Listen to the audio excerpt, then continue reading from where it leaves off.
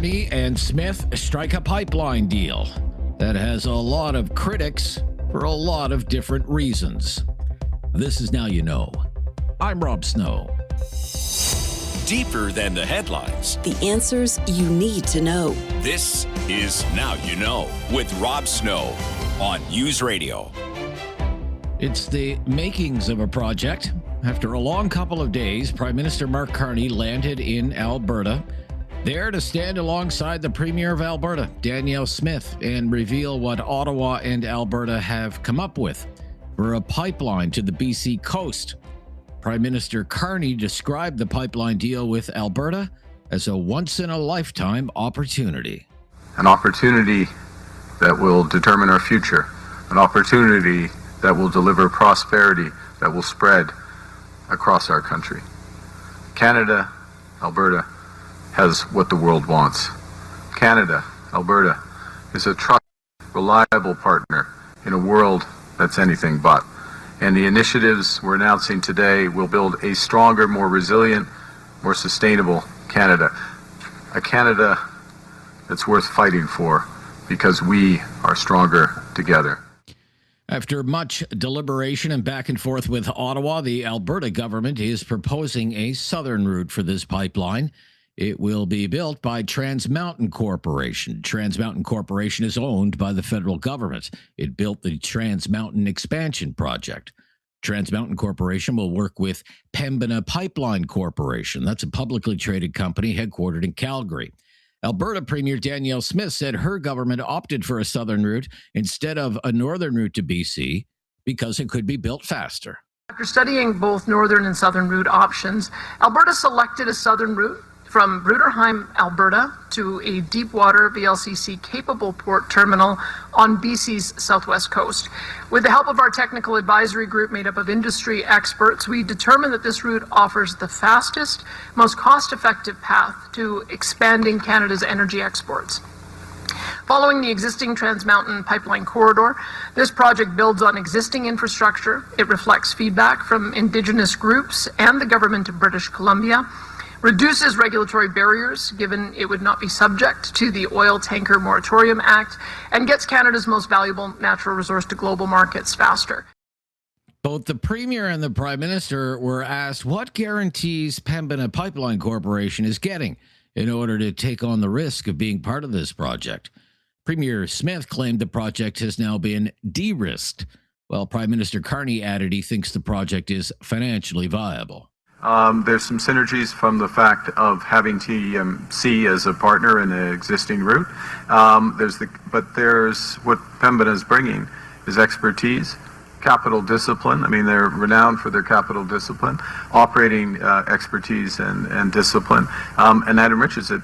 But decisions will be made by all partners as it moves forward, as this process moves forward. It's financially viable, it's attractive, it unlocks enormous value for the country and value for the equity holders, which will include both our governments, federal government through TMX or TMC, as well as Indigenous partners.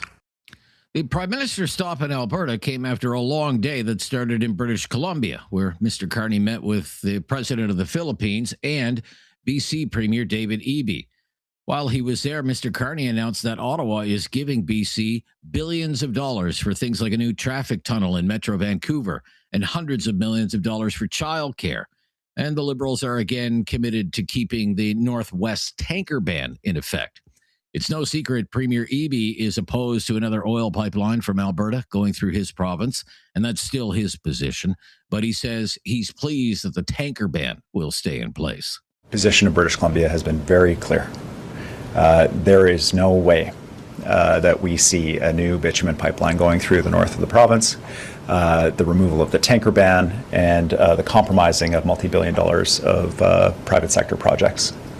The fact that tanker ban is uplifted, respected, and committed to again by the federal government in this agreement is a significant win for British Columbia.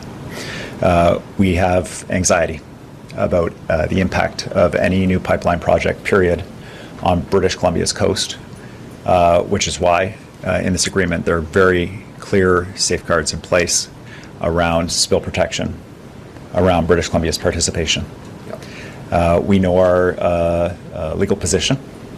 We understand it. And we commit in this document to engaging when and if a pipeline proposal comes forward in good faith. Well, Mark Carney and Danielle Smith were all smiles in Calgary. The leader of the opposition, Conservative leader Pierre Poilievre, was in Camrose, Alberta, and he slammed the Liberals for keeping the West Coast tanker ban in effect. I think the North Coast ban is ridiculous. American tankers travel through those same Pacific waters all the time, from Alaska to the U.S. West Coast. So why does Mark Carney believe it's safe for our American tankers carrying American oil from Alaska to California is safe, but it's not safe for us to send Canadian oil over to Asia through the same passages? Secondly, it takes about 36 hours less time to get to Asia from northern BC as it does from southern BC. And that's because of the curvature of the Earth. It's just simple geometry. The further north you go, the shorter the curve you have to travel to get to the other side of the pond. And so that's why we believe that the best place to put a pipeline is to Prince Rupert or Kitimat, which can take 1 million barrels mostly to Asia. We don't want a pipeline that will simply lead tankers to take the oil south down to the California West Coast. We're trying to diversify here. In a statement, the new leader of the federal NDP also had harsh words for this plan. Avi Lewis called the pipeline project a win for big oil. He predicted it will be fought over for years in the courts, and he accused the Carney government of setting into motion a project that will, quote, see a handful of oil and gas CEOs walk away with enormous profits. I'm Rob Snow. This is Now You Know. This is News Radio. No question goes unasked or unanswered. Now You Know with Rob Snow returns on News Radio. With our expert in communications, crisis communications, political communications, branding, leadership, Barry McLoughlin is with us. He's the president of TLC, Transformational Leadership Consultants, offices in Ottawa and Washington. Barry teaches at the University of Ottawa's Professional Development Institute and at Cape Breton University's Shannon School of Business. And he's with us every Friday. Where are you today? I am in beautiful Chester, Nova Scotia. Just fantastic. Yeah, I'm laughing because it's just wonderful weather, and it's just been a great several days already. Yeah. So you were in Cape Breton. How did that course go that you were doing? Well, it went really well. We ended up, I think, thanks to promotion on your and me talking about it on your program, we ended up with something like 70 participants from across Canada and in class, about half and half, in person at the Shannon School of Business. And yeah, it went really, really well. Of course, when you have the theme, get your message across in an age of uncertainty, they know we even polled them on it. Very high levels of uncertainty right across the country. People are very, very anxious. So I think it hit the right timing. We did this last year as well. So I think we've hit the right timing with this course because, I think it gets at the heart of what, people are wondering what, if you're in the business of trying to communicate something, how do you do that in this world? So, it was a lot of fun, and the people are great. By the way, you are so well known. I just mentioned your name down there. They all know you, and they do listen to Now You Know. Oh, really? With Rob Snow. Yeah. So very good. Yeah. Okay, that's good to know. That's good. They know you're an expert. Now, that's true. Hoping to head there soon, actually. And it is the tourist high season for Cape Breton Island, which is, such a great tourist destination. When you were in Sydney, did it seem busy? Was it bustling? What was your sense of it? It certainly seemed busy, and but they had June was kind of a cloudy month. They were all talking about that. But didn't just Canada Day Yeah, the sun came out. It was warm. Actually, the day before started it, and now they're into the season. They're all this week and so on. They're now entering into the true summer weather. As you know, it can be a bit late in Cape Breton and leave a bit early. So, but they've really nailed that. So I think you're going to see a lot more people coming through in the month of July than in June. But it was great. We actually drove up to Lunenburg, where we celebrated Canada Day with some friends right on the harbor there. It was wonderful on Canada Day evening. And now I'm in Chester, which is our favorite spot, and we have a lovely friend here who invites us each summer to come. And so we're really, really enjoying that. That's good. So as I mentioned, Barry has an office in Washington, D.C. Have you ever been in Washington on July 4th? Actually, I haven't, for a variety of reasons. Usually because we're either teaching a course in July, or we might be down there in June doing a seminar. But July 4th area, not really. I think one of the things, Washington has a good steady stream of tourists, around the year. Really, July and August, it's a steam bath. We think Ottawa can get hot and humid, but I would say it's just unbelievable. The wall of heat. And so everything's great because of air conditioning, then you can certainly get quite a number of people. But I would not say this year in particular, everything our office people are telling us that there, isn't a heck of a lot of numbers that they thought they were going to have. The great really? American State Fair on the Mall, hardly anybody, and it's all these sort of pop up kind of not quite tents, but basically that around the mall, and for this state or this or that state. And it's just sort of like an imitation of reality. And apparently it's not attracting very many people at all. I mean, big sort of huge photographs of the arch, the Trump arch that's going to be built, which people think is a debacle.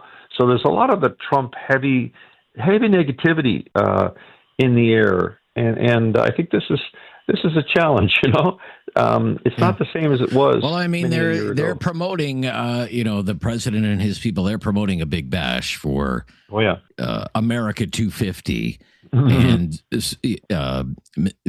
President Trump is going to be there tomorrow. He's supposed to speak for 45 minutes. You know what that means? It could be 90 minutes or whatever. And right late at night, past 10:30. yeah, and I'd just like to know in the run up to this America 250, what you think about Trump's influence over the whole thing. I think it's been the wrong thing to do. He's made it all about himself, his coins, his vision, his digging up of the White House, and his plans that have leaked out now about a golf course he's putting in right next to the mall there. Really, it is a heaviness. The Kennedy Center thing, the debacle there is still not over there, by the way. So, I think this has turned very negative on him, the accumulation of all this. And of course, the capstone was to find out, the massive amounts of money that sort of a kleptocracy has taken out of all of his dealings. Ask you about that. So yeah, I want to ask you about that. I think it's negative. Yeah. Let's talk about that when we come back. The fact that the president of the United States made more than $1.4 billion U.S. in 1 year from his business dealings, primarily in cryptocurrency. Barry McLoughlin is with us from TLC, Transformational Leadership Consultants in Chester, Nova Scotia today. I'm Rob Snow. This is Now You Know. This is News Radio.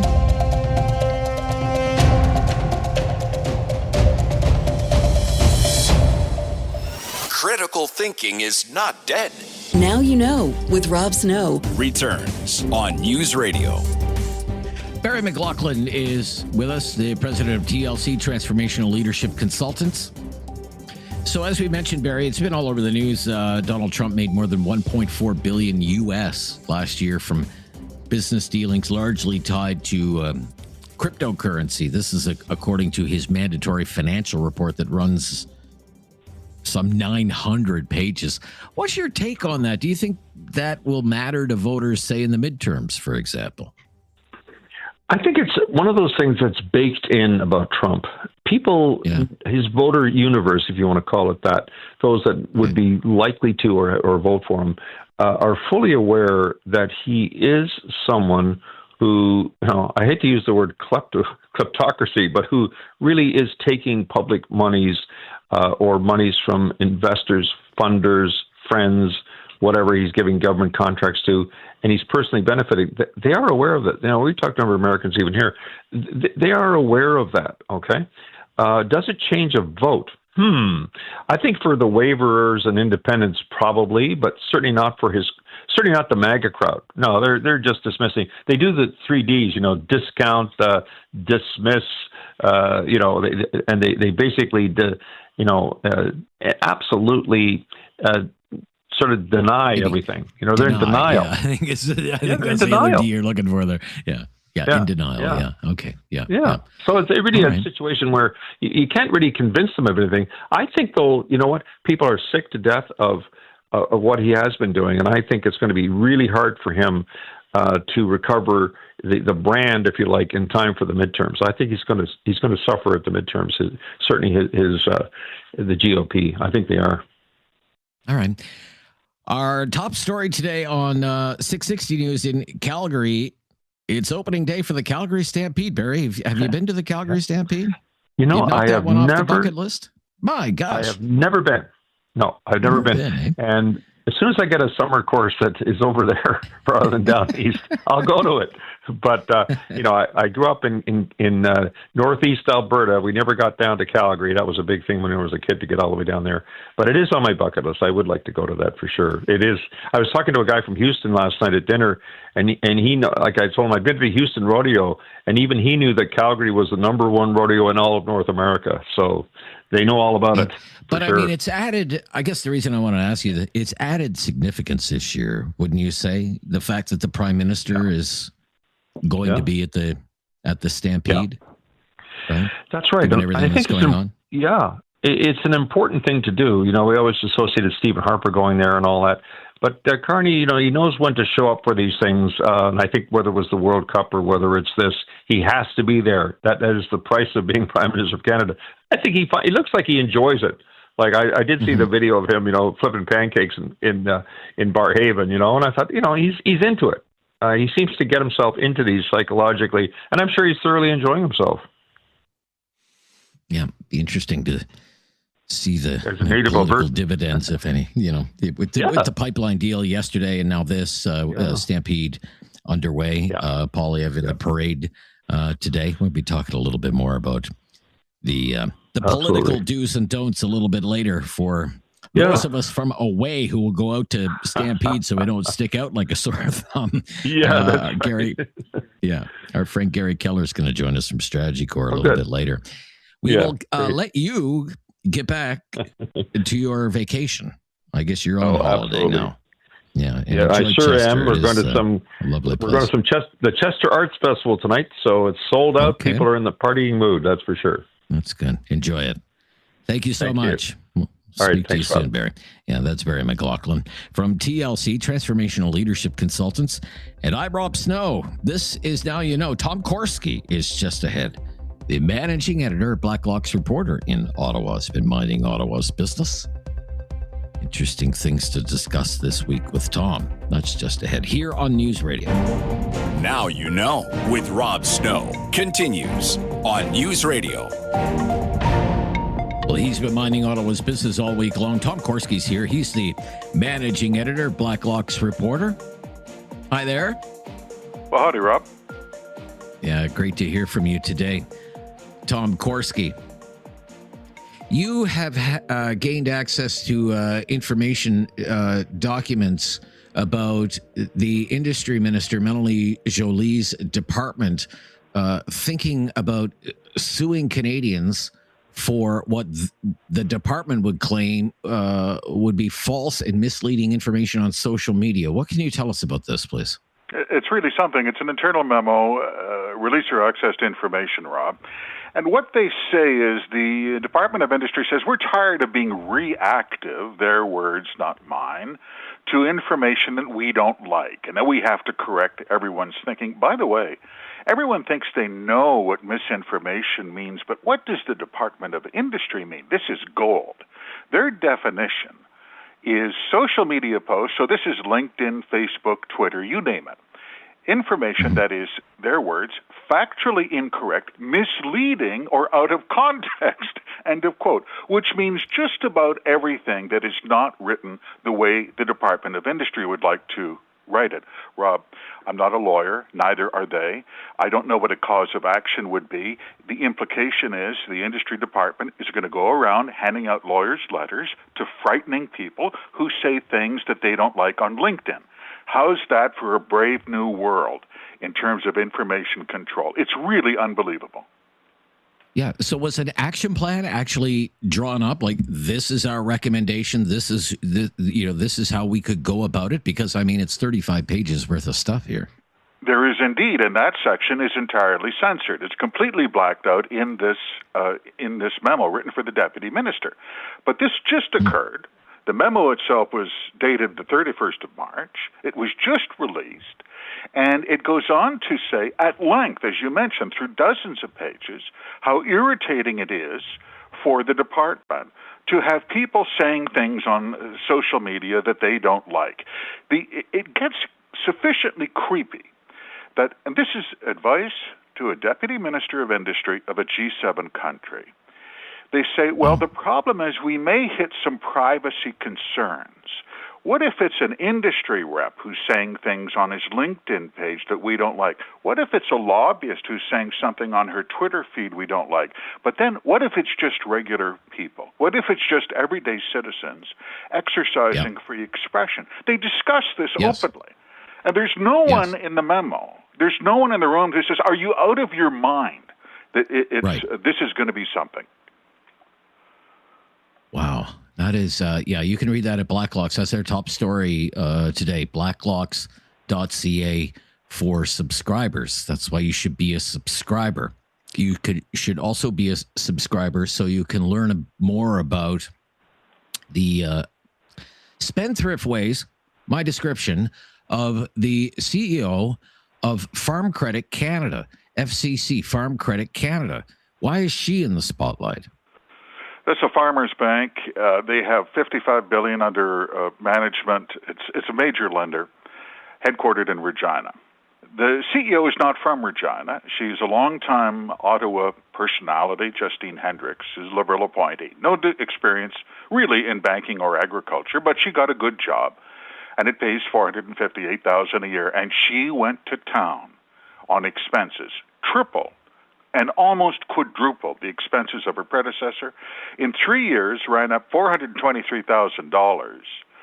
So that's about $115,000 a year. How is that possible in expenses for filet mignon steak dinners, business class flights around the world, went to Singapore? The FCC doesn't write up any farm loans for Singaporeans, by the way, if anyone was curious. Why is the CEO of Farm Credit Canada? Excellent question. Excellent. The Western Canadian, largely farmers' bank going to Singapore. Well, because I guess she can. I guess that's exactly why. it. That's exactly the rationale. Right. Yeah. As you say, interesting. Doesn't the bank is headquartered in Regina. She doesn't live in Regina, though. She lives in the west end of Ottawa. She lives in a suburb of Canada. That's right. And sometimes she likes to fly business class to Regina. We see this extraordinary expenses. Like I say, it's tens of thousands a month. And my personal favorite, though, and anyone can relate to this. She called an Uber driver at an office in Edmonton and asked the driver to take her to Calgary because only losers rent cars and drive themselves. She wanted an Uber chauffeur to drive her from Edmonton to Calgary, and did so, and then billed the $540 charge, including the extra charge for going out of region under Uber regulations. This is like the Prince of Monaco. This is out of control. And one of the backdrops of this is while she's doing this, okay, hiring an Uber driver to go from Edmonton to Airport Road in Calgary, 309 kilometers in an Uber. Who does that? Exactly. First of all, and bills $543 plus a $109 out of region fee as an Uber surcharge. First of all, who does that? She is telling other people the minions at Farm Credit Corporation, hey, we have to rein in our spending, right? We have to keep our expenses down. And how? It was a video conference to staff last October. She has them every week. And she was asked, what's going on with travel? Do you see any shifting around travel? And Hendricks replied, I quote her accurately, we really want those travel dollars to maximize engagement with customers first. Let me tell you, for the girl who signs off on these things, one of the first things I realized on the job, all the expenses come to me. You have got to tighten the belt on this stuff. End of quote. Go get them, Justin. We'll have more on this. Okay. There was a time when people were named and shamed over this sort of stuff. There's more to come on this story. We'll be right back with Tom Korski from Blacklock's Reporter. This is News Radio. Now you know with Rob Snow continues on News Radio. Tom Korski's here from Blacklock's Reporter. We've been talking about the CEO of Farm Credit Canada, Justine Hendricks, and paid almost $500,000 a year to run this bank. How much did you say under management? 50 billion or something like that? 55 billion, that's a key figure. That's a key figure. So one of the things that I would look for in a CEO managing, a $55 billion financial institution is, can they pay the credit card on time? She gets a corporate credit card, I understand, but it was delinquent. So either she's responsible for paying it or making sure someone in her organization is responsible for paying it. And yet the payment was like 7 weeks behind, incurring fees and interest. It's rather ridiculous to me. Tell us more. Royal Bank card. Royal Bank sent a notice to the Crown Bank. The Crown Bank, Justine Hendricks, account was declared delinquent. Exactly, because she missed a minimum payment by weeks, incurred thousands of dollars in late fees and interest charges. Staff at Farm Credit Canada in Regina start to send emails to one another. What did one bookkeeper say? Curious to know why these statements are not being paid on time to avoid interest charges. Because everyone who's in small business, every individual, every college kid knows that.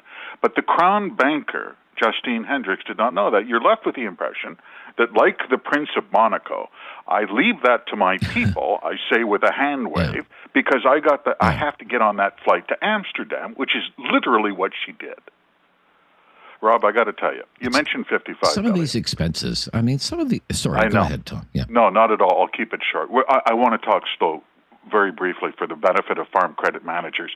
Cabinet has a deficit problem. They haven't balanced a budget in 19 years. They are hunting for things to sell. Farm Credit Canada has been on consideration for privatization for years. They can sell that loan portfolio to the banks in about 20 minutes. It just about covers this year's deficit. If I was at Farm Credit Canada, I would take it easy on champagne and steak dinners because they're just about on the block. Yeah. I'm just going to run down some of these expenses because you tell people, well, it's a $55 billion bank. $55 billion is in 1 year, out the other. How about these expenses? $85 on an elbows up T-shirt. Okay. You paid for that. $85 for an elbows up T-shirt for Justine, the CEO.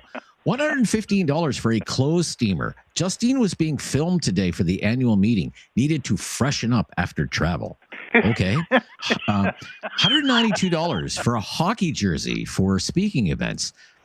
This one gets to me.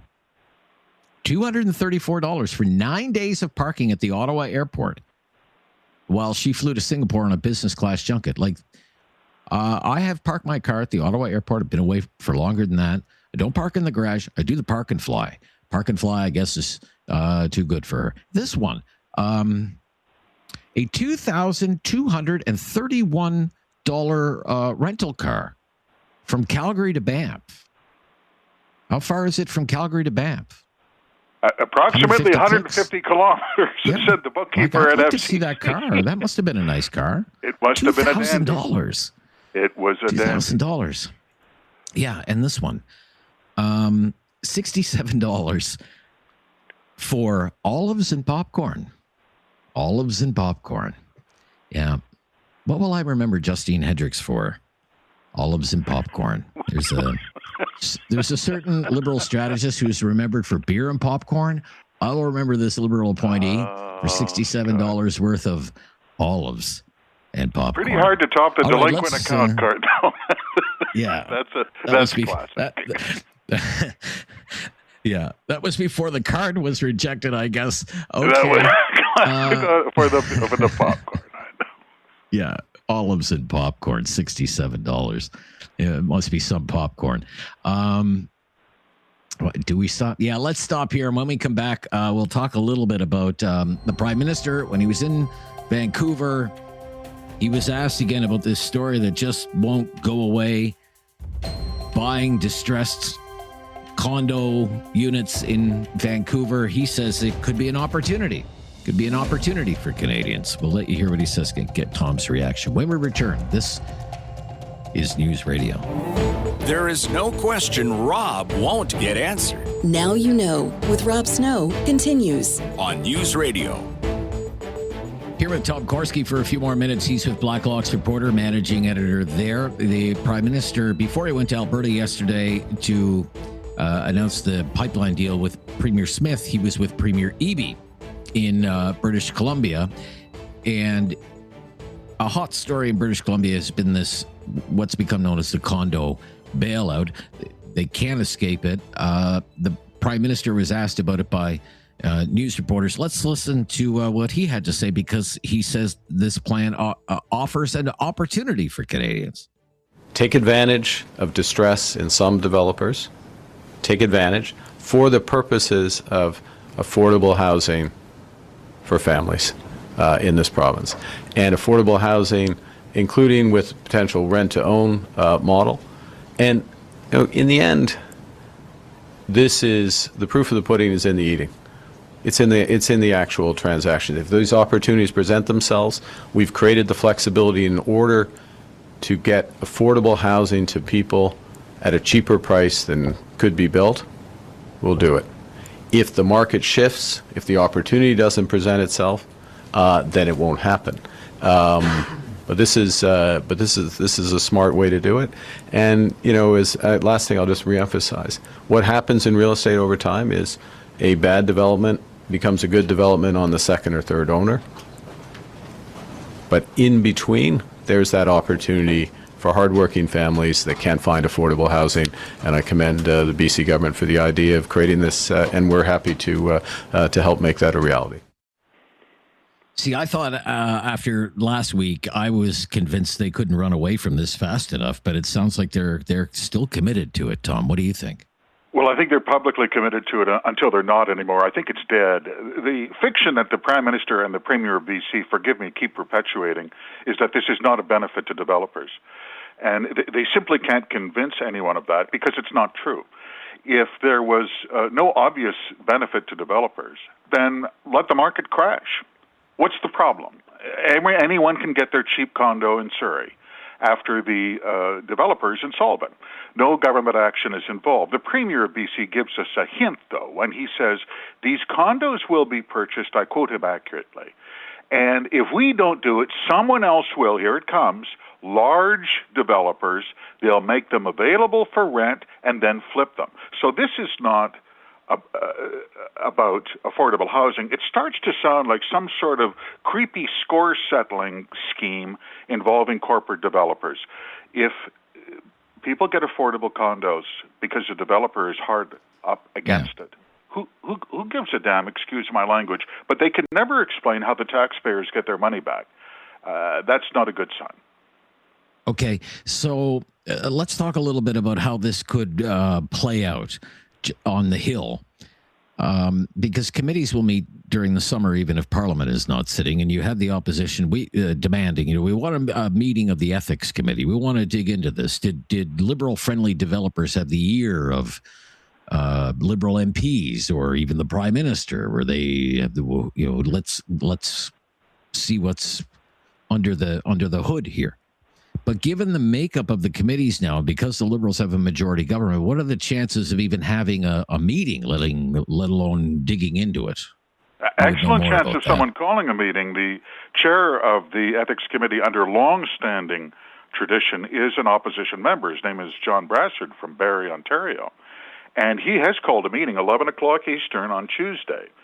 The Liberal majority will try to quash that meeting in as soon as they possibly can, seek mandatory adjournment, and of course they have the votes to do that. But the message has been sent, Rob, and you know politics, the message has been sent that if you try this, they're sending it right to the Prime Minister's office, if you try this, we're going to be after your Brookfield assets in condo speculation in Metro Vancouver like a dog on a bone. And that's why I think the program is dead. But wait for lots of shouting and frowning at 11 o'clock Eastern on Tuesday.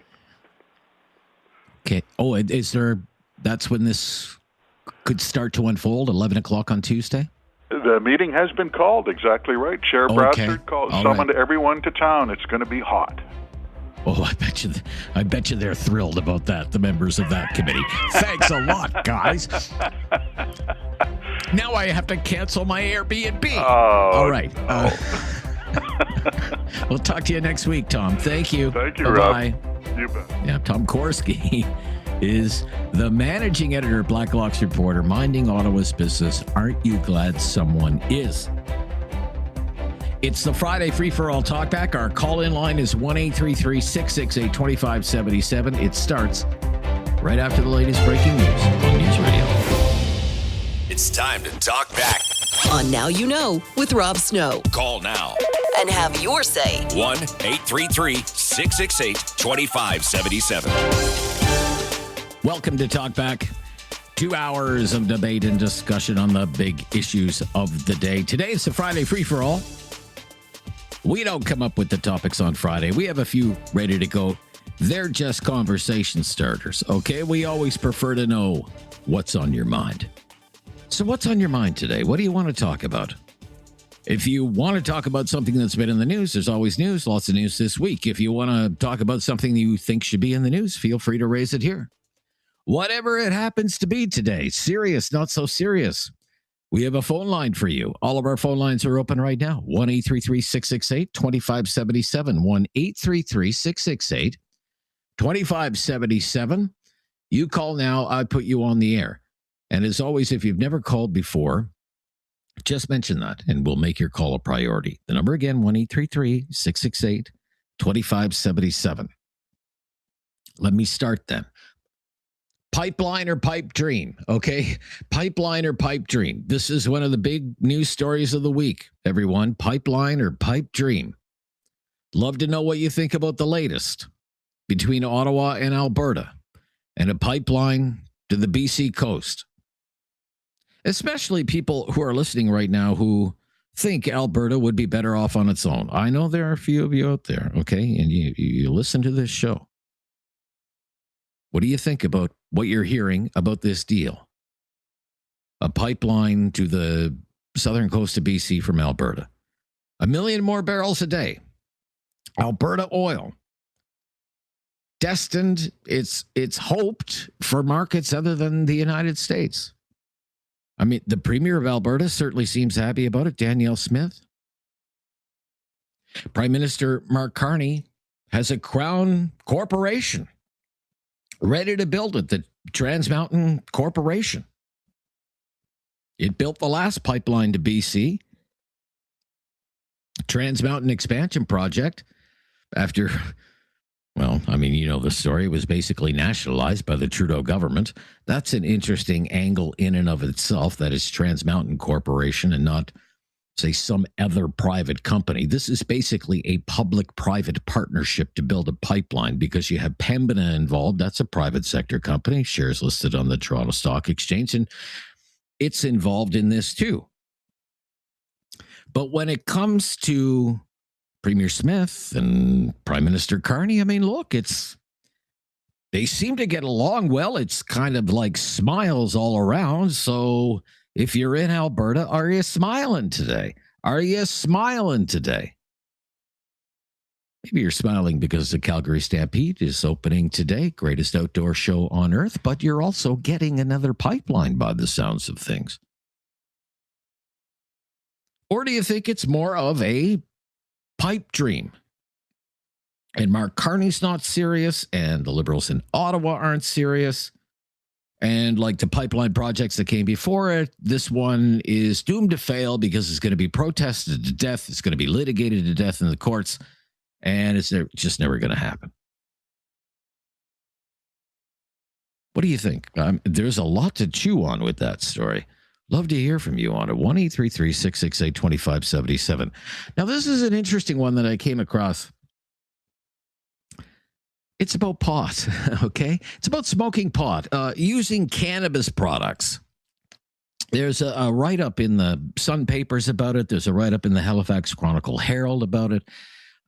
Two questions for you, really, about legalized cannabis. Is the pot that's for sale these days too strong? Is it too potent? Should there be, I don't know, a limit on the THC content that is allowed in the legalized cannabis? I'm just throwing that out there. I'd like to know your opinion. I mean, what do you think if you partake in legalized cannabis? Is it too strong? Is it too potent? The second question is this for listeners in Nova Scotia. Why do people in Nova Scotia smoke the most pot? What is going on there? Is it a cultural thing about Nova Scotia? Is it more socially acceptable than other parts of the country? I'm just curious. The reason this is even in the news is because there's been a study published in a very prestigious medical journal called The Lancet. It's been digging into cannabis use in Canada since legalization in 2018. And according to the study, and you can read about it in the papers today, the pot of today is not your father's pot or your grandfather's pot. It's much more potent. And because it's much more potent and widely available, it has led to an increase in hospital visits for things like psychosis, psychiatric disorders, and addictive use. Now, I remember in the years leading up to legalization, when I was doing call-in radio, there were people who were warning about this very sort of thing, that it would have this effect, especially on the minds of young people. And others would push back and say, you can't get addicted to marijuana. Pot is not addictive. Some people would call and tell me that. Pot is not addictive. Well, this study says they're seeing more and more people addicted to pot. More and more people are becoming addicted to it because it is widely available and very, very strong. This is in the Halifax Chronicle Herald today. Quote, regular use of strong cannabis, 20 milligrams per gram or higher, raises the odds of a psychosis by 500 to 1,000% among teens and young adults. Now listen to this. According to the Nova Scotia Liquor Corporation, which has the monopoly on selling legalized cannabis in Nova Scotia, as of 2023, nearly half of its sales of cannabis products with a THC content of, 20 milligrams per gram or higher, 10 times stronger than the old weed.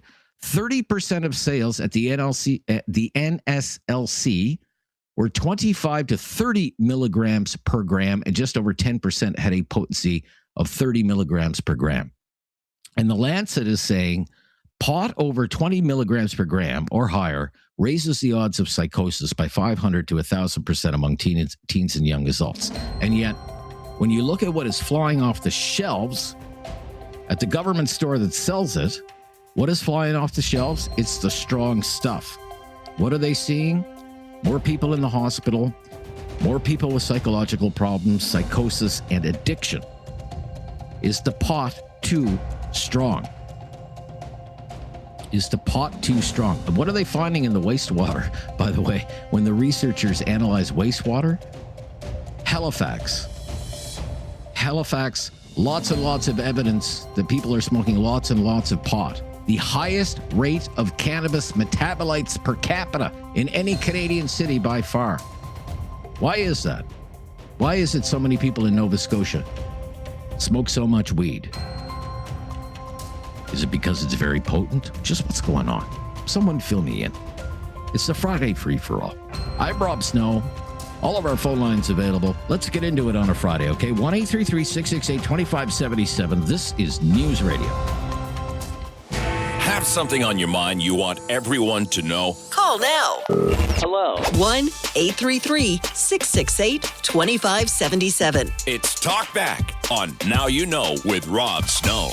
Let's get it going. Friday free for all. Talk back to Nova Scotia. First time caller, Robert, on the line. Hello, Robert. How's it going? Yeah, it goes, Robert. What's on your mind? What do you want to talk about? Oh, just calling about the marijuana subject that you brought up before the message. Sure thing. Yeah. Yeah. Is it too strong? The new pot. Yeah. So you had a few things in there. As far as potency goes, I mean, there's lots of selection there. I mean, you can get. I would guess I would consider high potency THC marijuana to be, maybe 25 to 40%. You can get stuff that's 15%. You can get stuff that's 10%. Get stuff that's 5%. You can get stuff that's 0%, but has CBD in it. There's lots of selection, especially if you're ordering from a licensed producer, like a mail-in sort of situation or medical. If you can handle it, you can handle it. Me personally, I can't handle the really high potency stuff, so I stick with the low potency stuff. As far as psychosis and all that goes, I'm not really a medical professional, but I guess people that smoke way too much of it seem a little off. That's just my observation. And what was the other question you had there about it? I'm curious if there's something in the Nova Scotia culture or the Halifax culture that is pot smoking more socially acceptable there than other parts of the country. BC always used to have this reputation, before legalization, if you were of a certain vintage. BC, all the stoners lived in BC, okay? But the data shows actually it's people in Nova Scotia, it's people in Halifax smoke the most pot of all of Canada. Like, why is that? Yeah. Well, there's a huge population difference too, and different immigration trends and cultural trends. This is per capita. Yeah. Right. All per capita. Okay. A couple of reasons. I don't know for sure why, but just my own opinion on it is we kind of have that laid back sort of attitude here, I guess. It's a laid back kind of high. The other reason is alcohol is extremely expensive to buy out here, so marijuana would be a cheaper option on a Friday night after work type of thing. I see. But since high school, it's pretty ingrained in the culture here. That's for sure. I haven't lived in any other province, for as long as I have here, so it's hard to compare. Right. Very interesting. Okay, thank you. You've got us off to a good start there, Robert, in understanding it better. Mike is in Dartmouth, Nova Scotia. Hello, Mike. Well, Rob, I would say that depression has a lot to do with it. We're also one of the highest tax provinces in Canada, if not the highest tax. Cost of food and gasoline and everything. I think it plays a part in it. I also, pretty much for a fact, I was actually a counselor with drug dependency years ago. And I know people and family members, I believe, I'm not a physician, but I believe they were using it, self-medicating. Our mother had 10 kids and never raised any of them.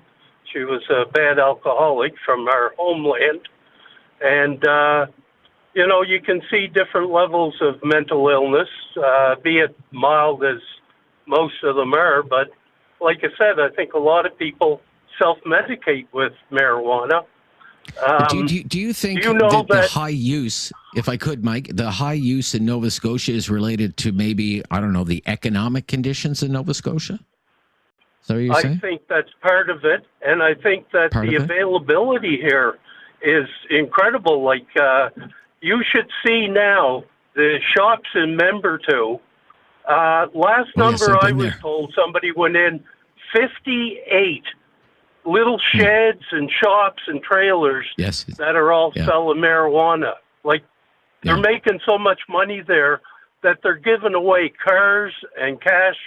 And when you go in, they actually have bowls of free joints sitting on some of the counters that every purchase you make, you get any joint you want. Do you think, well, on that, you know, the Premier of Nova Scotia wants to crack down on that and is getting a lot of pushback.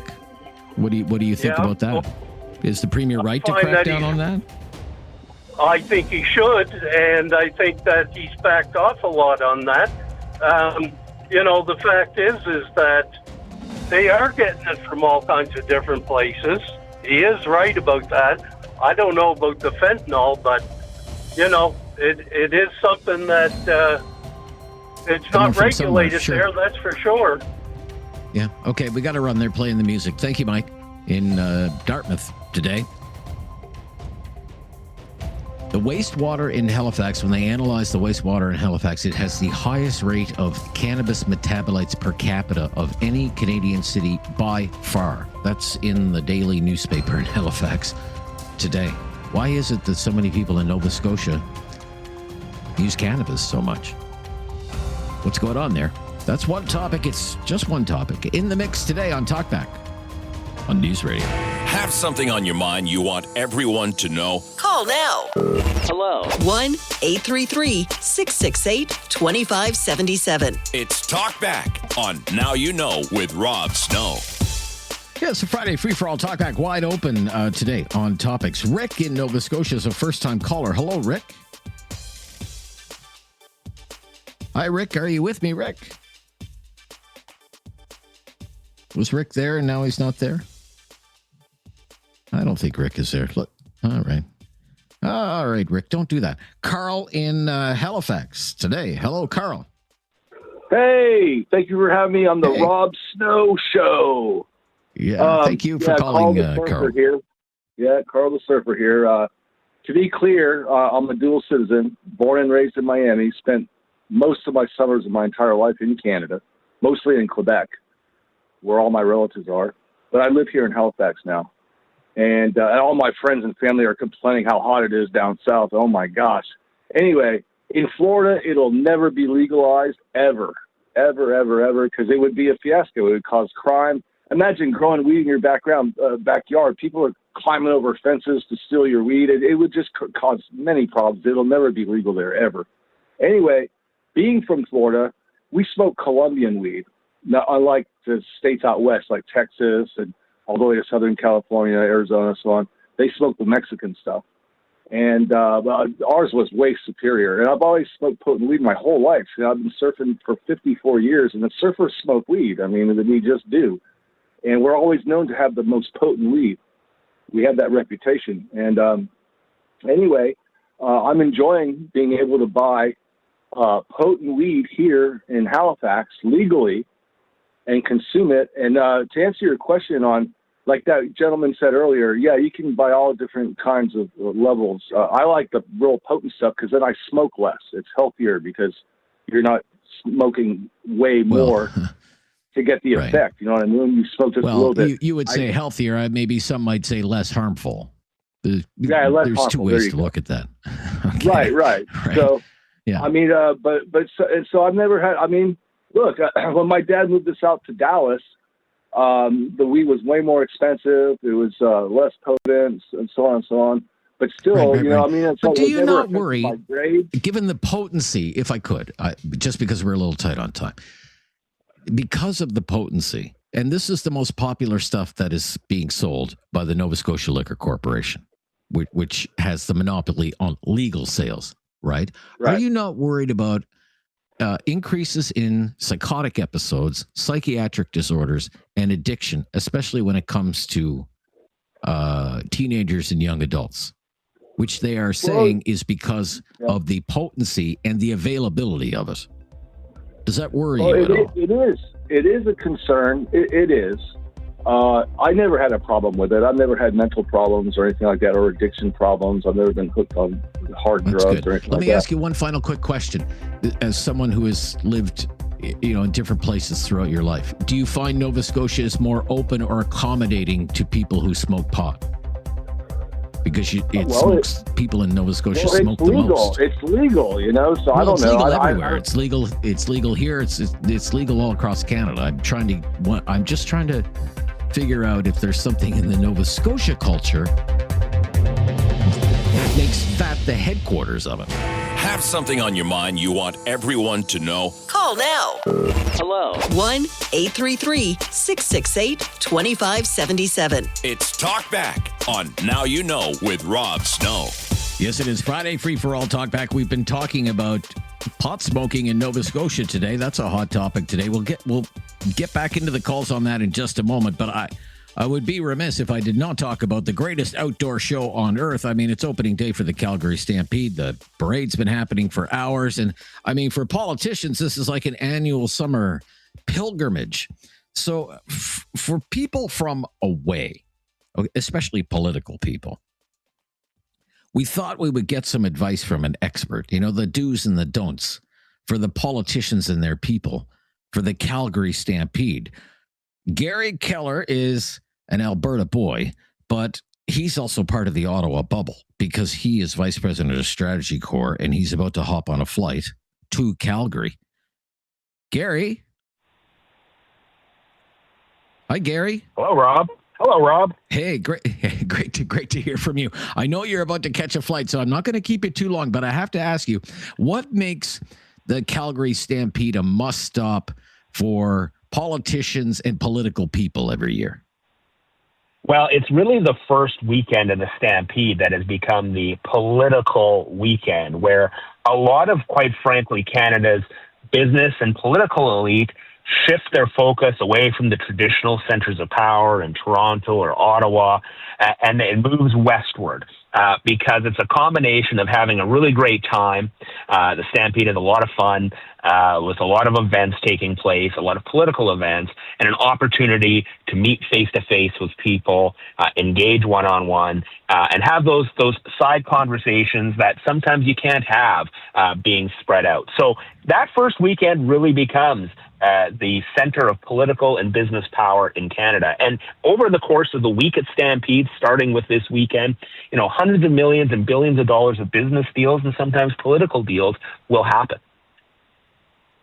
What are the events that political insiders, business people who do what you do in government relations, Gary, what are the events that they want to get into? It's a great question. It's a combination of events put on by third parties and events put on by governments. So your traditional government type people, politicos, there will be a number of key events. For starters, Corey Hogan, who's the Liberal MP from Calgary Confederation, but most importantly, the only Calgary Liberal MP, will hold a pancake breakfast on Sunday morning. But you can guarantee that every Liberal that's in town, including possibly the Prime Minister, several cabinet ministers, they're going to be at the Corey Hogan breakfast. So if you want to press the flesh in a casual manner, that is certainly a place to do it. On the Conservative side, and this goes back for many, many years because Stephen Harper was the MP for Calgary Heritage, in addition to being Prime Minister. The Calgary Conservative MPs host a Stampede barbecue on the Saturday evening. That is always a hot ticket, too. So you have the two sort of Liberal and Conservative federal events that take place. The provincial parties have events. Premier Smith will have a pancake breakfast on Monday morning, but she'll also have a business reception on Sunday night that brings out business people, diplomats, people from afar, people wanting to do business with the government of Alberta. And then the NDP, the provincial NDP, will also have a Stampede breakfast as well. So all the political people are covered. And again, it's a casual way to make connections and press the flesh with people who are decision makers in government. Let's get into the really important stuff. How do you dress the part so you don't look out of place? really, really important. And there's a few politicians over the years who clearly didn't get the message, who looked like come from a ways, as they say in Newfoundland. Most famously was Mr. Harper at his very first stampede as a leader of the party. He made a bit of a fashion faux pas to this day. The infamous leather vest that he wore with kind of a weird cowboy hat really didn't cut the mustard. So that was definitely faux pas. The biggest faux pas that politicians from afar have, especially, and even politicians from Alberta who don't necessarily fit in with the Calgary crowd, you got to make sure you wear your cowboy hat the right way around. In fact, there's a story of one political advance person who said, my boss, he's a smart guy, but this stuff, he just doesn't get it. So I had to put a sign in the front of his hat in the inside band that said front, so that you had the hat on right. So that's very, very important as well. Boots, jeans, and check shirts, that cowboy look, it's de rigueur for the Stampede. Okay. In Ottawa, there are places where political people tend to hang out after hours. Highs used to be a hot spot before it closed. Laurier Dubois on the Quebec side was hot during the Chrétien Liberal area. These days, it seems to be everyone gravitates to the Metropolitan, okay, in Ottawa, not far from the Chateau Laurier. Is there a similar place in Calgary for political movers and shakers? And do you have a favorite spot? It's not so much one venue. The venues tend to move because a number of government relations firms and other law firms hold receptions. In addition, the Calgary Chamber of Commerce holds a reception one day. The Equal Voice Group, they hold a reception one day. The Canadian Chamber of Commerce, they hold a reception. And so the party kind of moves from event to event, and people work to make sure that their event doesn't conflict with other people's events so that you can get to as many events as possible. So it's less about one bar or one restaurant that becomes the place and more about the number of events. And by Monday, people are totally clapped out. They've had too much sun, a little too much to drink, not enough water. So you got to pace yourself. You stick to the Gatorade in between events, get some sleep, because otherwise Monday morning could be a rough show. Right. And it's not yee-haw, right, Gary? It's not yee-haw. That's an Americanism, and we don't want Americanisms at this time. So it's Yahoo, not yee-haw. Okay. Are you flying from Ottawa to Calgary today? No, I'm actually in Kelowna. I had some business in Kelowna beforehand. Okay. It's a beautiful day. The sun is shining on the lake. I wish I could go for a dip, but Stampede calls. All right. Have a great time. Thank you so much. Yahoo, Rob. Yahoo. That's Garry Keller, Alberta boy, Vice President of Strategy Corp. Opening day of the Calgary Stampede. Be right back. I had to fit that in today. I hope you'll be patient. We'll get right back to our calls on the Friday free-for-all. This is Talkback. It is News Radio.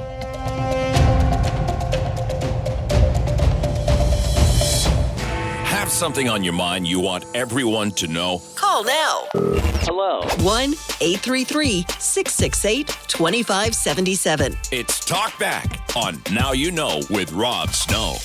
I appreciate the patience today. Let's get to Eric is in Halifax. Hello, Eric. Hey, how you doing, Bob? Oh, well, good, Eric. As far as, it's good to hear from you. Smoking goes, I think people, like from what your callers have been saying, they're trying to drown their sorrows and they're trying to forget what's going on in Nova Scotia. I mean, we're right up there in more categories than you can shake a stick at, and that's the way I see it anyway. I mean, it's nothing to be proud of. I mean, but we got so many problems down here. We got enough problems down here to sink a battleship. So you think it's people self-medicating, kind of smoking their worries away? Yeah, that's basically, yeah. I mean, if you're having a bad day, you go to the local bar and you fill yourself with beer or hard stuff, or you go out and waste money on gambling or whatever. I mean, it's a bad addiction. It's probably number one in all of the addictions with smoking and gambling and everything else. But boy, it's nothing to be proud of. I'll tell you that. I mean, I personally, I don't do it. I mean, I just don't. I don't see any use for it. But the ones that are doing it now, that's what they're doing. They're feeling good, and they're not worrying about what's going wrong around them. Right. Okay. So it's kind of like the modern day version of people drowning their sorrows. Then I would have to say that's the understatement of the day. All right. Okay. Thank you. I know it was a bit of a wait today. Let's get to Calgary. Robert's in Calgary. Hi, Robert. Oh, hi, Rob. How you doing? Yeah, very good, Robert. Thank you for calling. What's on your mind today? Well, it was a good Stampede morning in Calgary. Had the parade on the TV because I'm working from home today. But just a beautiful day. So good kickoff. That's great. Yeah, pipeline. I watched the announcement last night on TV. Yeah. And what'd you think of it's about time. Well, I'm impressed. I got to say, I was thinking to myself, okay, so what was the last Liberal Prime Minister that I liked? And it had to be Jean Chrétien. But Martin, he's pretty impressive, I got to say. I mean, him and Danielle did an Carney, yeah. They did an excellent announcement. But it's way overdue. Like, it is way overdue when you think of all the canceled projects. I mean, from the Keystone to Energy East to Northern Gateway, from 2008 to today, well, we got Trans Mountain, we got TMX. So, yes. Yeah, it's good. And they're going to parallel it, and they want to go there. North would have been, I think, better, but they had to appease British Columbia. And I think earlier in the day, I think earlier in the day there was clearly an announcement designed to say, look, British Columbia, look at all the stuff that we're doing. Like, we're giving you a few $1 billion so you can, like, this tunnel project that they're going to build in it's an upgrade of a tunnel project in Metro Vancouver is like a multi-billion-dollar 8-lane traffic tunnel. That is badly needed, right, in Vancouver. You can appreciate the Vancouver traffic is as bad as the Calgary traffic is as bad as the Toronto traffic. Here's $600 million for healthcare. Here's more than $1 billion to expand a mining operation. Like, it was one announcement after another, with, I think, the caveat being you're getting a pipeline, whether you like it or not. Right, and they're also getting a power line to the north. So and a power line, yes. Huge transmission electricity line to the north. So they got lots. I mean, it's going to be great for Canada. It they came across as it's big unity, right? Uniting the country, and he's smart. I mean, it was right at the last moment, and because we know what's going on here. And so they're wanting to unite it. And Alberta's mentioned a lot in every chat, every talk. You hear Alberta, you hear Canada, you hear one. So it's going to bring a lot of money to kids. Well, it's good. It's good. Yeah, it's good. Okay, it's a positive thing. Okay. Yeah. You view it as positive. Okay. I'll be curious to see if there's anyone who takes the opposite view, because there are a lot of doubters. There are a lot of skeptics whether a shovel will ever hit the ground on this pipeline project. I thank you for your call. We will stop here, however. 1-833-668-2577. One or two lines available there. This is Talkback. It's News Radio. Have something on your mind you want everyone to know? Call now. Hello. 1-833-668-2577. It's Talkback on Now You Know with Rob Snow. Vicky is in Halifax and is on the Friday Free for All Talkback. Hello, Vicky. Hi, Rob Snow. That reminds me of another drug, but I'm of the belief that, here where the trailer park boys embraced, we have higher than average concentration of mobile home parks, lack of job opportunities. The more viable a province is financially, the less they'll be token, every night of the week, because you got a job to get up to the next morning. You got a high-paying, white-collar job at a bank. Do you want to be smelling like pot around your clients? probably can't, right? Yeah, maybe, but Halifax is a booming city, right? A booming city, capital city. Parts, Yeah, you have all the hospitals. In Nova Scotia, you have all the universities, all the government jobs. I mean, in every way, it's like a modern, big Canadian city, and yet you have the highest rate of cannabis metabolites per capita of any of the other Canadian cities. The problem is, Rob, our infrastructure hasn't caught up, so the youth are depressed. They have lack of opportunities. The youth are driving these numbers. 15 to 24-year-olds are the biggest pot smokers in Nova Scotia.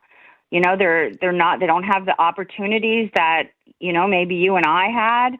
People that are moving here for jobs, and they have the education and they're established and they can buy those homes up, and they are not looking to take up pot if they haven't already smoked it. But, it's really been very hard on our youth, and it shows with the amount of marijuana they use, which also leads to paranoia, because if you're on any sort of antidepressants, it amplifies those symptoms. Right. Again, and this is in the Herald today, Canadian Cannabis Survey, Nova Scotia youth aged 16 to 19, highest rates of use in the country for that age group. Yeah, and I think young adults. I think also 20 to 24 is leading that as well. If not, honestly, I think it's way up there as well. But you think it's, as previous callers have mentioned, it's because of the economic conditions and lack of opportunities. Yeah, and it's the exact same things that drive the best grunge music scene anywhere. The disenfranchised youth, and the pot creates pretty good, 90s music, in my opinion. I suppose. It is a problem, but the other problem, Rob, I mean, is there a 2026 version of Sloan that I don't know about? Oh, there's all kinds cropping up every day. I mean, Sloan hasn't gone away, though. Sloan is. I was there when they first performed.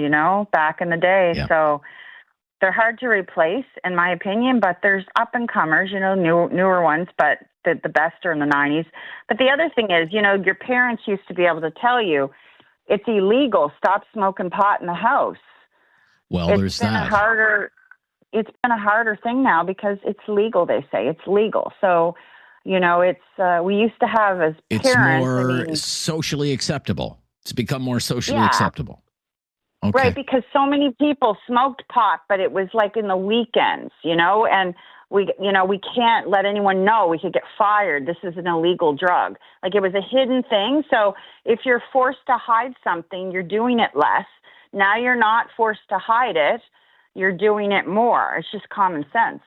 But Nova Scotia has a big culture for that because, I mean, if you're on the Pogie and you're a Cape Bretoner, you're going to gather, you're going to smoke weed. It's going to happen. Yeah, thank you. Yeah, good to hear from you, Vicki. 1-833-668-2577. That's it for hour number one, I'm afraid. If you're on the line, please hang on the line.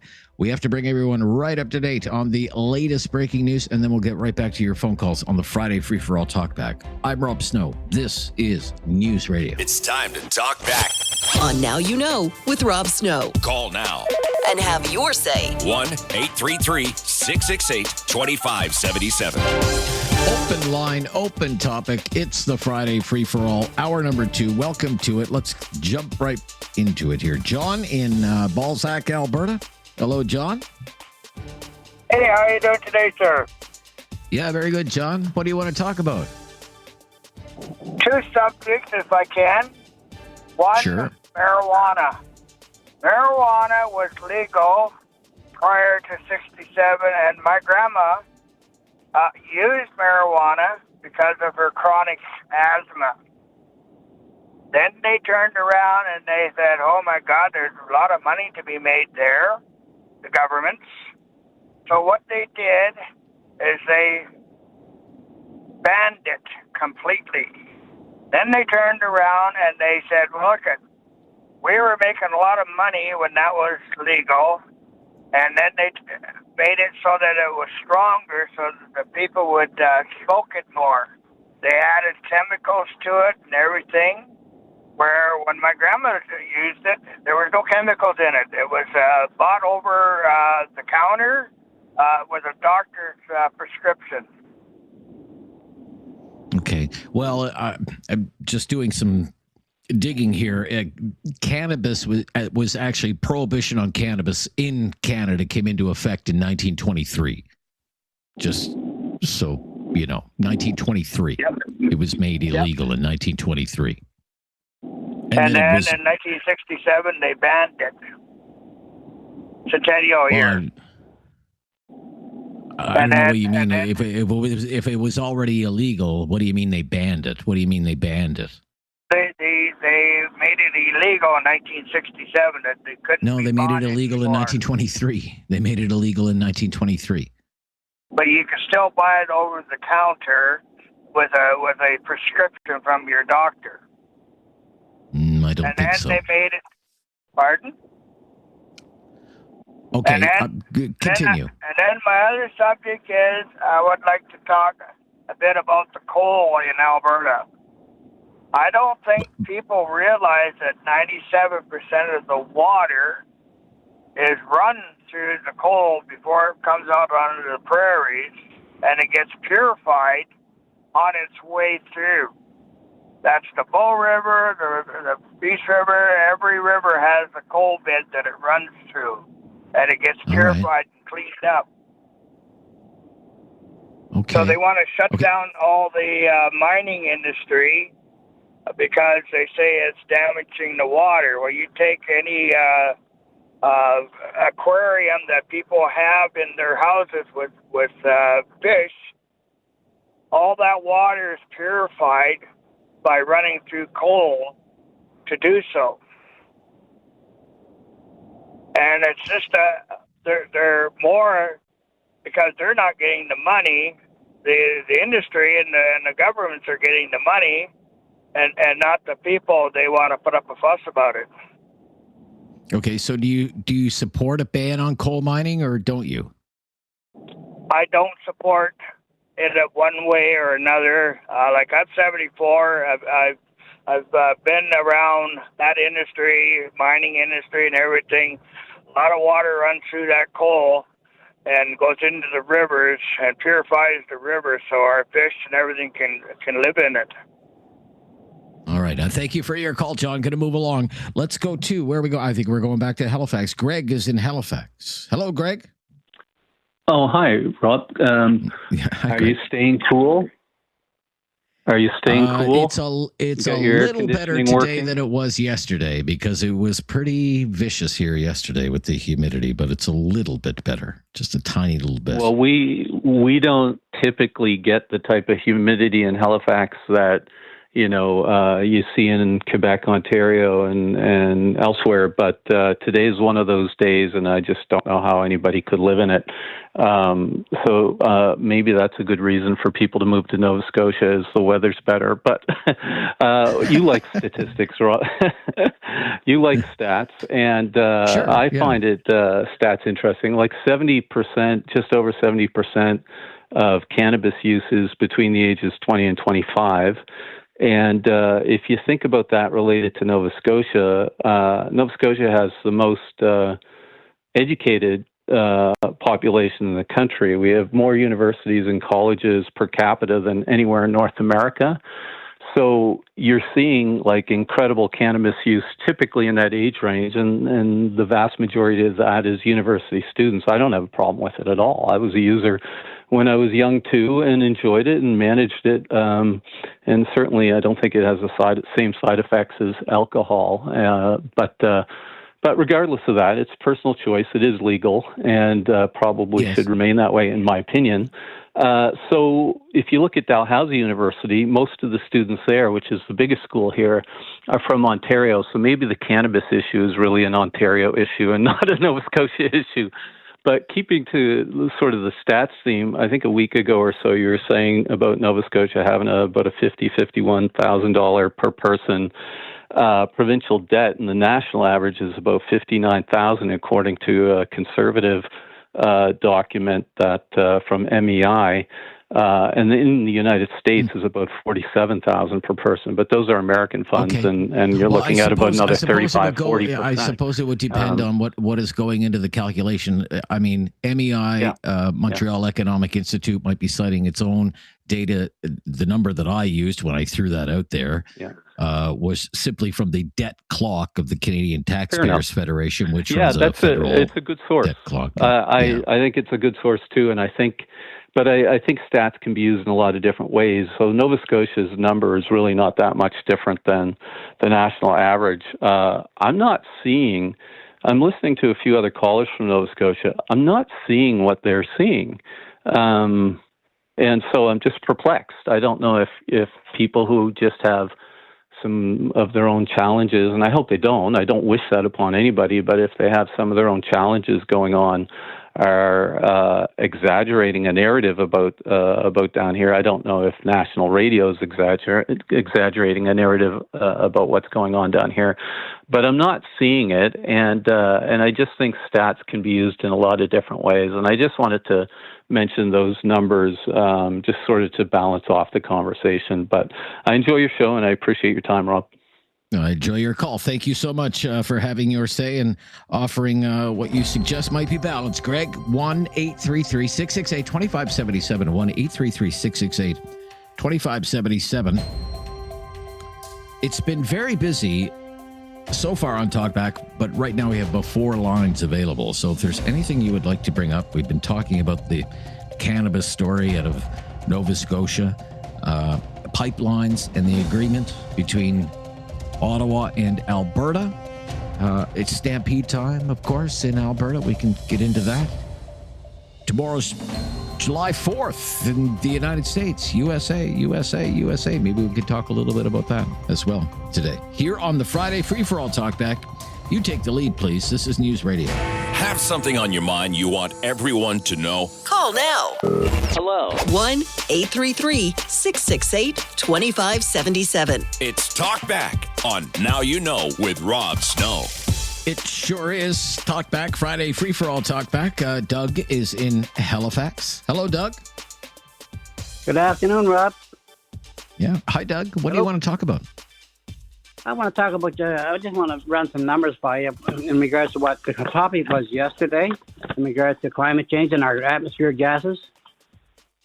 Sure, okay with ahead. that? Okay, so nitrogen comes in at 78%, okay? Oxygen comes in at 21%, or argon comes in at 0.93%, and that makes up 99.9% of the Earth's atmosphere. None of those gases are causing the planet to heat. Then CO2 comes in after that at 0.04%. And the rest are trace gases: water vapor, neon, helium, krypton, xenon, and one more I can't remember what it was. But anyway, that's my thought. And anybody thinks we Yank beans having the wool pull out of over our eyes because of these numbers, I think it's crap. And I'm following these numbers for the last 8 years, and them numbers have not changed. So I don't know where to come up with these numbers saying we got so much CO2 in our atmosphere. And CO2, by the way, is a gas of life. Anything you would say? A gas of life. It's a gas of life. Yeah, sure. What I was asking yesterday, for example, right now where you are in Halifax, it's 30 degrees with a humidex of 40. Is that normal? Yeah. Or is that the sign of climate change caused by humans? That's what I was asking yesterday. And you would say no. I think it's normal. I think it's normal, but I don't think it happens every day. Neither does it. I remember going to a wedding back in 1972. It was probably one of the hottest days I've ever been in Halifax. Anyway, I can't even remember what the temperature was, but it was brutal. But anyway, Tom, I don't really call you Tom. That's Rob, okay. I got to run, buddy, but thanks for the call. I'll take my call. Well, no problem. You call me back anytime, Doug. We'll have it out. Emerson is in Calgary. Hello, Emerson. Yes, thank you very much, Rob. I always appreciate talking to you. Hey, Rob, I just have a question. What has happened to Avi Lewis since he got the leadership of the NDP? He's just disappeared in thin air. I mean, the party's decimated. You would have thought that somebody would have him out there, and first of all, I know he doesn't have a seat in Parliament, which is a big, big problem. But, I mean, there's no talk about him anymore. He's just kind of died and went away. I mean, what do you think's happening? Is this guy for real? Well, I'll tell you what, Emerson, I'm glad you brought that up. I'm glad you brought that up because it did not go unnoticed by me as well. I mean, yesterday's a pretty big day. Okay, you have the Prime Minister. He rearranges his schedule to make a flight from British Columbia to Alberta to stand alongside the Premier of Alberta and make this big announcement. Look, Avi Lewis is going to be opposed to that. Yeah, everybody knows him. LEAP Manifesto. He's opposed to oil and gas extraction. Wants to, wind down the oil sands. He's like Stephen Guilbeault on steroids. There's an audience for that. And he has the support of the NDP actually climbing in the polls. I mean, the NDP had 6% in the last election. Most of the polls have them, double that now, I suppose. They're at 12, 13%, according to some of the polls.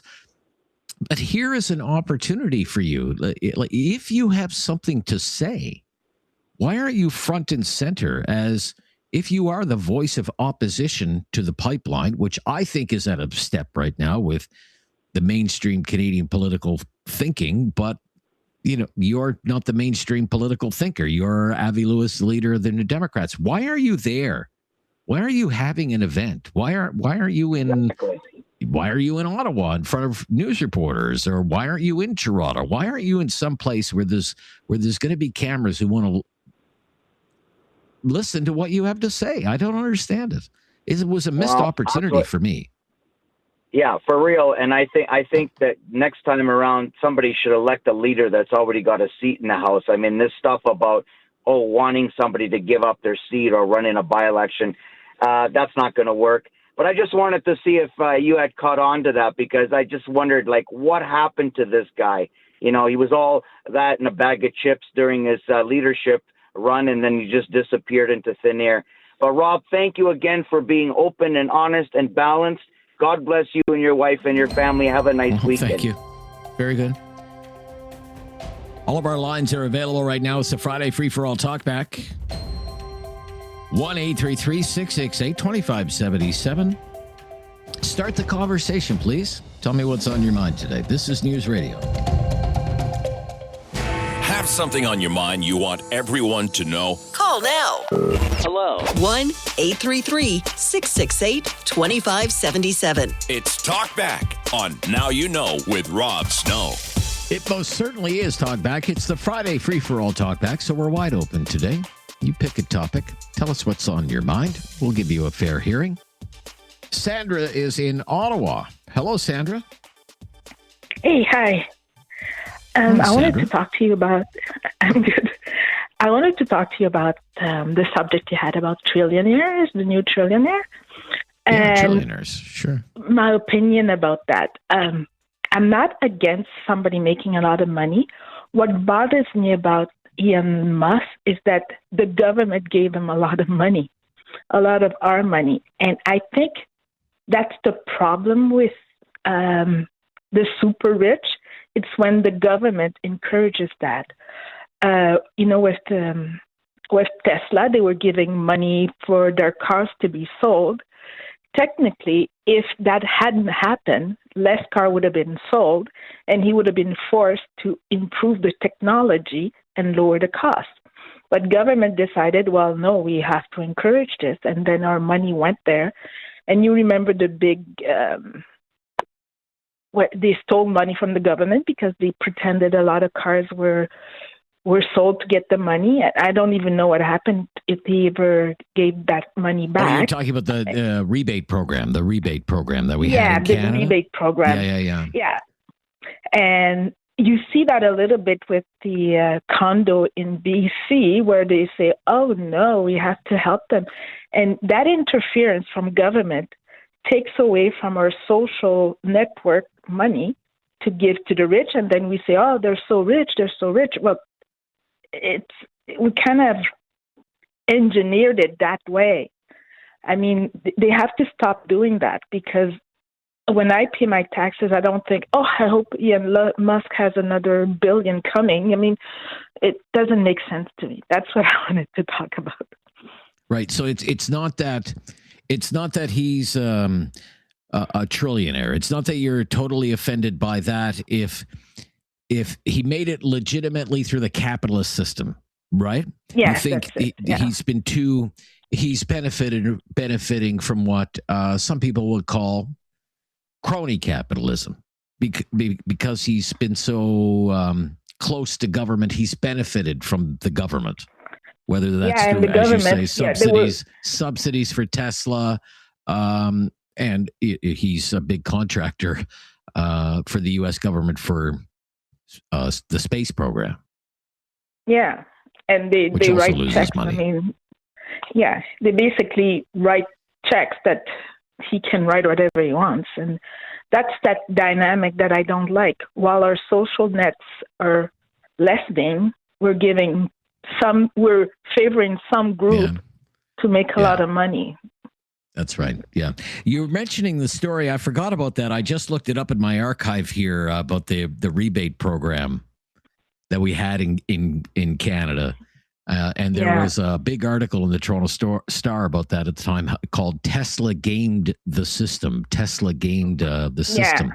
And you could get a rebate anywhere from $2,500 to $5,000. And then quite out of the blue, when Chrystia Freeland was the finance minister of the federal government, it announced it was going to wind down that program. And so on the final weekend that those rebates were available, Tesla claimed to the Canadian government, because it wanted to get these rebates, Tesla claimed that it sold more than 8,000 vehicles in 3 days. 8,653 vehicles in 72 hours, which amounts to 116 vehicles an hour. They were saying they were selling 116 vehicles an hour. So that smelled fishy, right? Smelled fishy. Yeah. Absolutely. Yeah. And that meant that the government rebated to Tesla $43 million.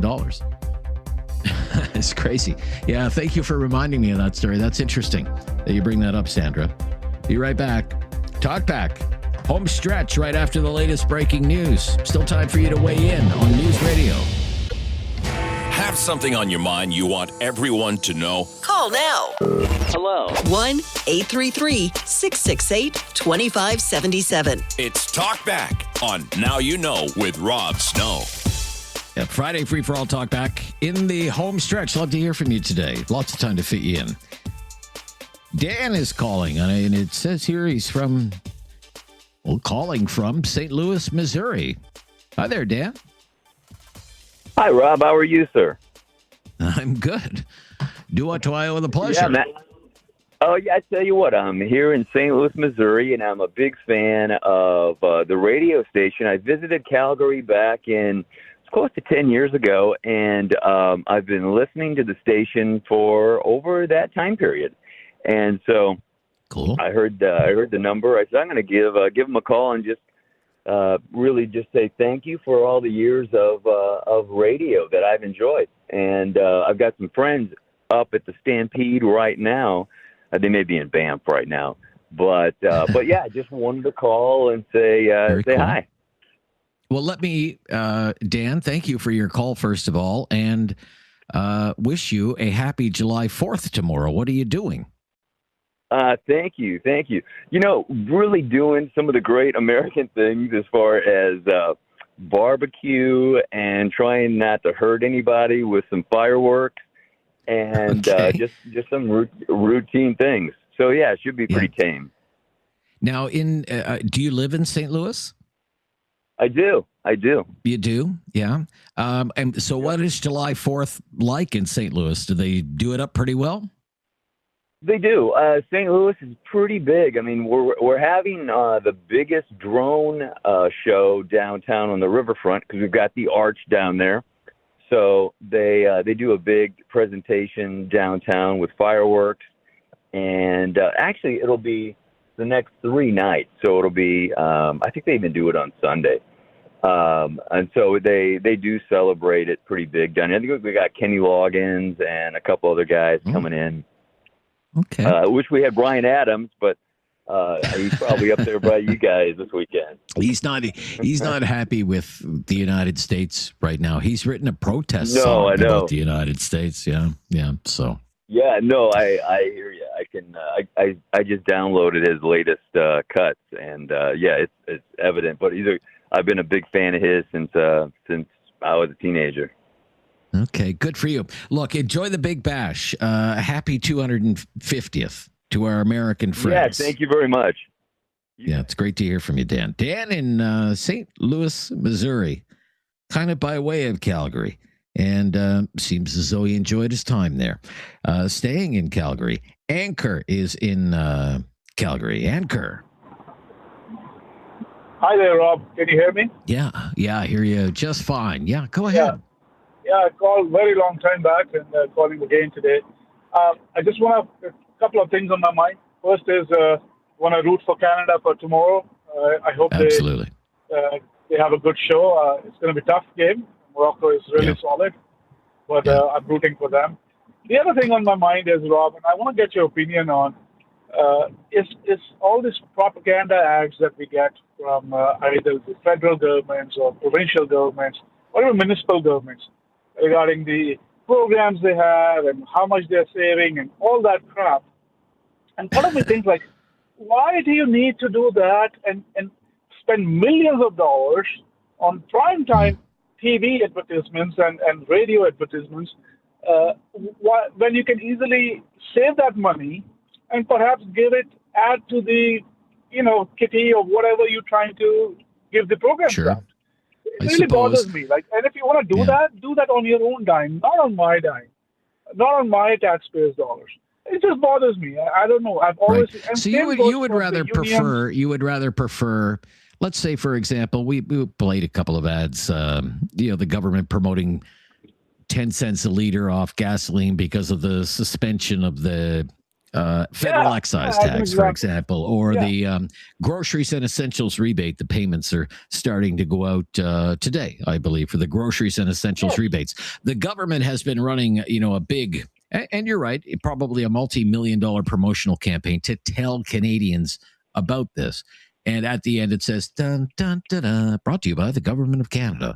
Exactly. Right? You would rather that was, say, brought to you by the Liberal Party of Canada and that the Liberal Party had to pay for the ad? I am saying, number one, what is the need of that? And this is just the two radio ads. I mean, look at all the TV prime time, especially on the World Cup as well. It's full. Oh, yeah. And I'm like, how much money these guys are wasting on something that, if they really want to do it for public cause, they have CBC, that's their radio. Do it on that. They got websites like anything. Do it on that. But don't do it on taxpayers' money. And then they keep claiming, the government is going bankrupt. We don't have money for this. I mean, stop spending money like that. I mean, think like any other business, right? If I'm not making money, if I'm struggling, do you think I'll put ads on? So this is just my pet peeve. I understand it. I understand. You view it as a waste of money. And as you say, it's kind of like propaganda. Look at all the great things we're doing for you, right? We're sending you money. We're putting money in your bank account. We're saving you money when you go to the gas pump. I would rather be more happy if they actually paid me more money than talk about it, right?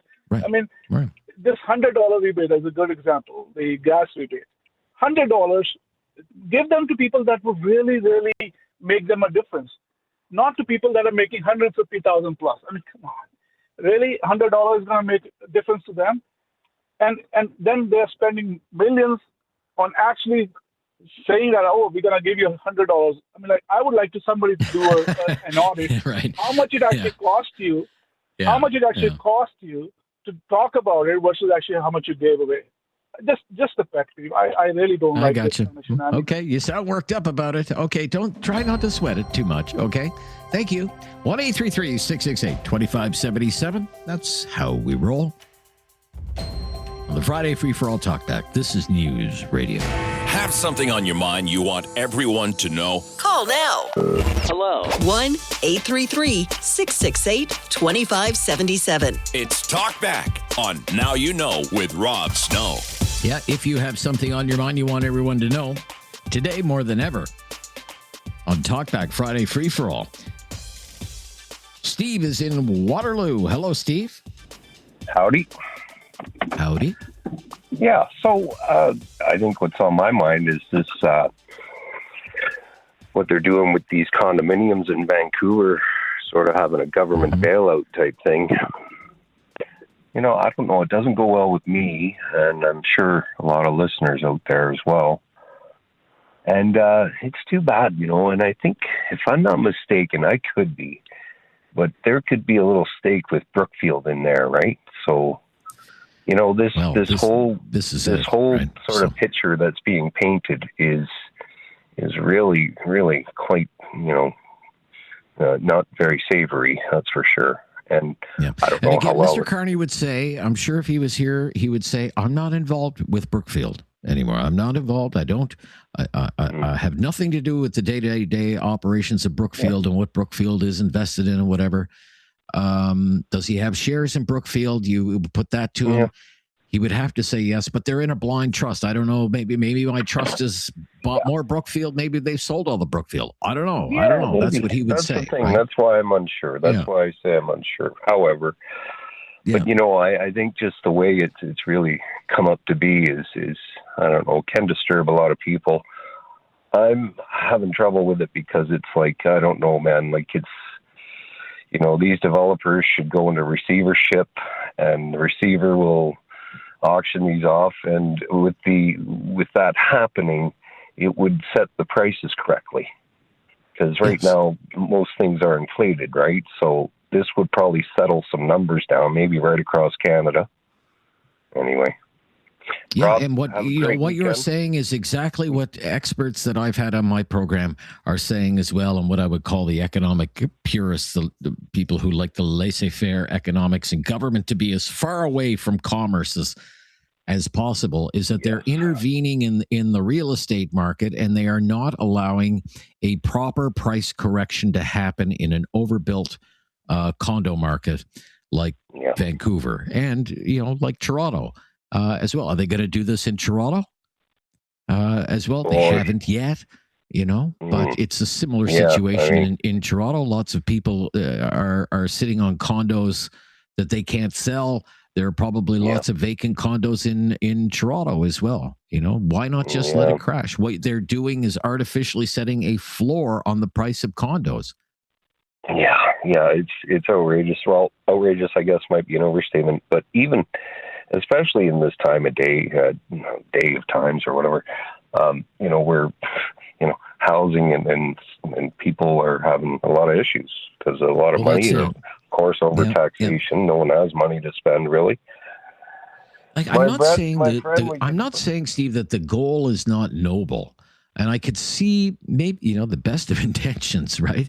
They're saying, you know, we have 4,000 units just sitting here. Nobody's living in them. We have a housing affordability crisis. We could turn these into affordable, quote unquote, affordable rentals in a place where people are largely priced out of the market. Okay, and we want to build the housing anyway. Here's ready-made housing. It's already built. I can kind of see that, but I can see the other side too. Yeah, pretty slippery slope for that conversation, no doubt. Anyway, my friend, plus have a there's great this weekend, idea. And listen to your show. Thank you for your call. Well, I appreciate your call. You know, plus there's this idea. This term really rose to prominence during the 2008-2009 financial crisis. Moral hazard.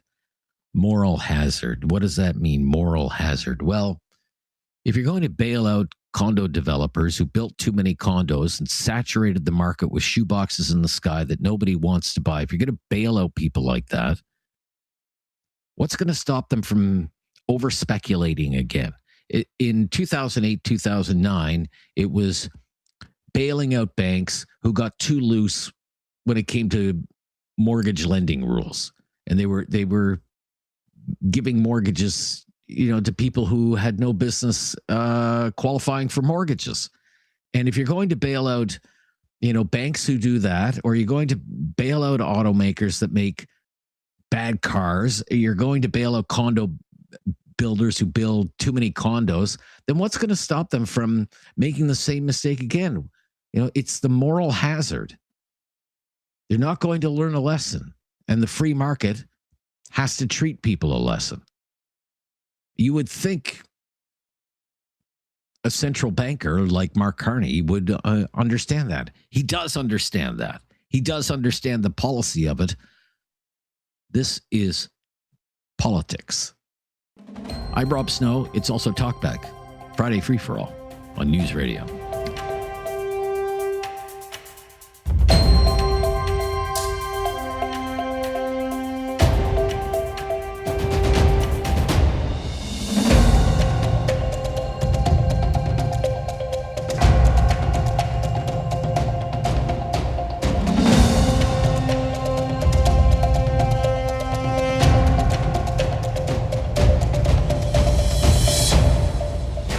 Something on your mind you want everyone to know? Call now. Hello. 1-833-668-2577. It's Talkback on Now You Know with Rob Snow. Just before the House of Commons broke for the summer, the Liberals passed their so-called tough on crime bill. And I remember the government House leader, his name is Steve McKinnon, shepherded this bill through the House of Commons, and he said, Mr. Speaker, the Liberal Party is the tough on crime party now. Well, look, let's look at the news and maybe put that to the test, okay? Out in Vancouver, a woman was, this was in the news just yesterday, a woman was walking along a beach with her boyfriend. It's middle of the afternoon. It's broad daylight. This was this past Saturday in Vancouver. Man comes out of nowhere. He hits her in the head with a piece of driftwood described in the news reports as being the size of a baseball bat. And he cracks her up the side of the head with a totally random stranger attack. The man then lifts the wood up again, goes to attack her again. The boyfriend, good boyfriend, jumps in, prevents it from happening. The guy takes off. The cops track the guy down and they arrest him at a Dollarama not far away. The woman is taken to the hospital. She's out of the hospital now. This guy is charged with assault with a weapon. And you know what? He's out on the street again. In custody. Now he's back out. Well, whatever, on bail, a promise to appear, some such nonsense. Tough on crime? Is this tough on crime? The tough on crime bail reform law that the Liberals were bragging about just before the House of Commons broke for the summer? Because are you really, come on, are you telling me this is the first time this guy's run afoul of the law? The victim is quoted in the news story. She's scared, and she's right to be scared, and everyone should be scared. There's a crazy man out there attacking total strangers, beating them over the head with pieces of wood. He's arrested. He's charged with a violent crime, assault with a weapon, in and out in less than 48 hours. In and out in less than 48 hours. Then there's this story out of Barrie, Ontario. A guy steals another man's identity. The identity of a vice principal at a local school. He steals his identity, and then he uses it to buy 3 expensive vehicles, a GMC Sierra AT4, a Ford F-150 Raptor, and a Cadillac Escalade. Like, some of these vehicles are $150,000. They found one of them in a shipping container on its way to the port of Montreal. $500,000 worth of vehicles using a stolen identity. He managed to buy the Raptor and the Escalade. They busted him when he tried to buy the Sierra. He's arrested. He's charged. He doesn't show up to court, so a warrant's issued for his arrest. He's arrested. He's held in pretrial custody. He's given 6 months credit for his pretrial custody. And for some reason, the Crown and the Defense Counsel agree that's enough. And all he has to do is plead guilty and he's free to go. His lawyer claimed that he either has schizophrenia or bipolar disorder, but offers no medical proof to the judge that that's actually the case. The judge doesn't like the deal, criticizes the deal, but doesn't reject it. What he did do was he basically ordered the man to be deported from Barrie to Ottawa. He's originally from Ottawa. They gave him a bus ticket to Ottawa. That's where he's originally from. Identity theft, 3 stolen vehicles, one of them found in a shipping container, skips out on a court appearance, gets no jail time at all. I'm guilty, Your Honor. Okay. You're free to go. You just can't hang out in Barrie anymore. What do you think that guy's doing now, eh?